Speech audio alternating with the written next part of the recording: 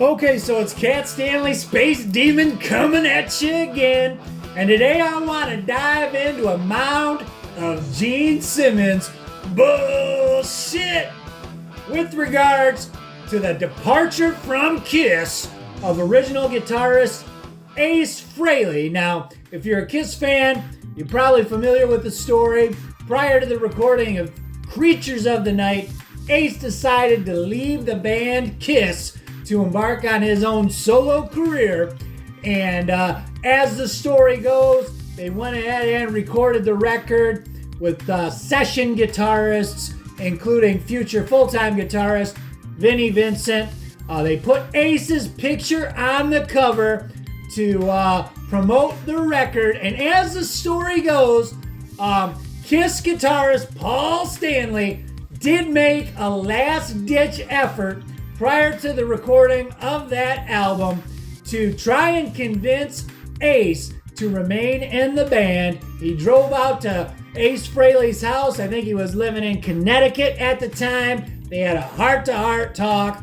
Ace told Paul, hey, I don't want to be in this band anymore. I got to have myself a solo career. And as Paul tells the story, famously, Ace has no recollection of that meeting. Ace was in the throes of his hardcore, addictive partying days, and he was either in a state of blackout when that meeting occurred, or he just doesn't remember it. But here's what Gene Simmons has to say in this clip about that famous last-ditch effort from Mr. Paul Stanley to try to convince Ace to remain in the band. We started writing seriously for a new album that we imagined as a heavy record, a big guitar record. We titled it Creatures of the Night. The material was strong. We were excited, the three of us. I say the three of us because Ace, once again, was nowhere to be found. He refused to come out to California. He never showed up, never played a single note on the record. When we spoke to him, he told us that he was working on his solo material. This was a clear signal that he wanted to leave the band. Still, for some crazy reason, we worked hard to keep him within the band.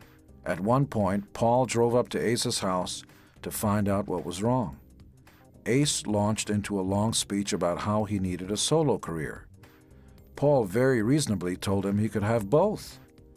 Ace rejected the idea out of hand, and it became patently obvious that he was going to leave Kiss. Okay, so as you can hear in the clip, Gene Simmons claims that Paul Stanley told Ace that he could not only have a solo career, but he could remain in Kiss at the same time. Those two things could have existed concurrently. But let's take a look at this claim that Gene Simmons makes, that they did offer Ace the opportunity to have a solo career as well as his spot in Kiss. Because if you go back, that Creatures of the Night record was released in October of 1982. That tour famously was plagued by low ticket sales. There were even some cancellations, poor attendance overall. They did play those three famous dates in Brazil in June of 83 to, depending on the source you hear, upwards of 100,000 people attended any one of those given shows. With that Creatures of the Night tour, the North American leg ran from December 29th to April 3rd, 1983. That album was released in October, so within a couple months, the band was on the road in support of that record. And like I said, those Brazilian dates, that North American leg ended in April, early April, and they did those three dates in Brazil in June of 1983. But then they jumped right back in the studio to start recording their Lick It Up collection in July of 1983, which would be released in September of that year. They hit the road almost immediately in October of 83. That Lick It Up tour would run until March of 1984. So March of 1984, the follow-up album, Animalize, would come out in September of that year. So you got 6 months between the tail end of the Lick It Up tour and the release date of Animalize in September of '84, followed by the Animalize tour, which ran all the way into March of 1985. And then you got another 6 months between the end of that Animalize tour and the release of the Asylum album in September of 1985. So Kiss on a pretty torrid, make a record, hit the road, make a record, hit the road schedule at this point in their career. But that Asylum album would be released, like I said, September '85. They hit the road in late November. Wouldn't come off the road until April of 1986. And they had actually started apparently recording the follow-up Crazy Nights whilst they were still on the road in support of Asylum. Because according to Wikipedia, they started recording Crazy Nights in March, and that Asylum tour didn't end until April of 1986.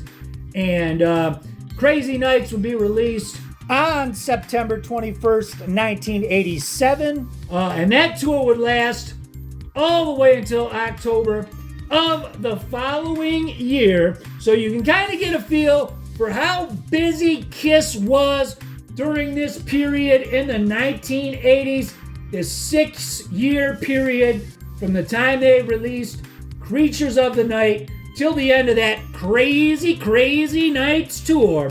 So in this 6-year period, there is very little time that I can see Ace having to be able to fit in making a solo record, much less going on tour, going on the road, and supporting a solo album. I mean, I don't know what Gene's idea of a Ace Frehley concurrent solo career alongside that fast-moving train, which was the 1980s iteration of the band Kiss.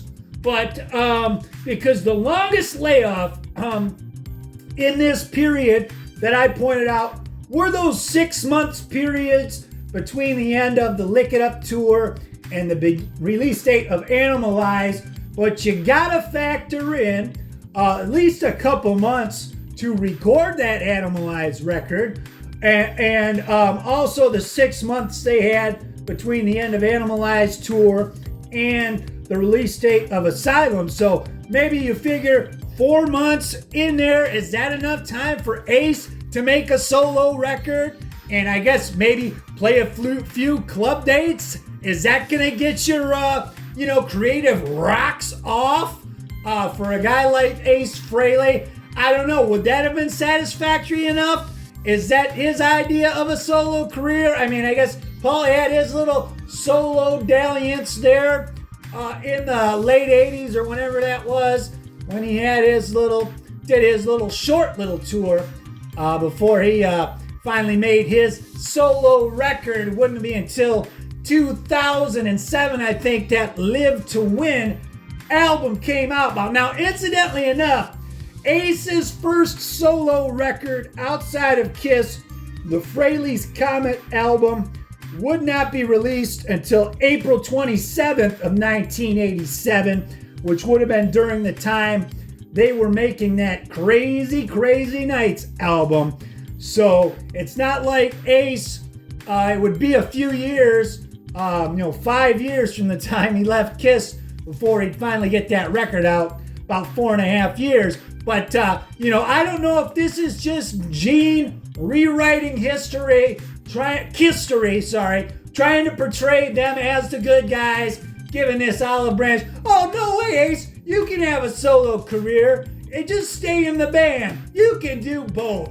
Bullshit! I don't think it's possible, man. There's just not enough time, and there's no way in hell Gene Simmons and Paul Stanley at that point in their career would have allowed Ace Frehley to release an album on his own and do shows on his own while he was still officially a member of the band Kiss.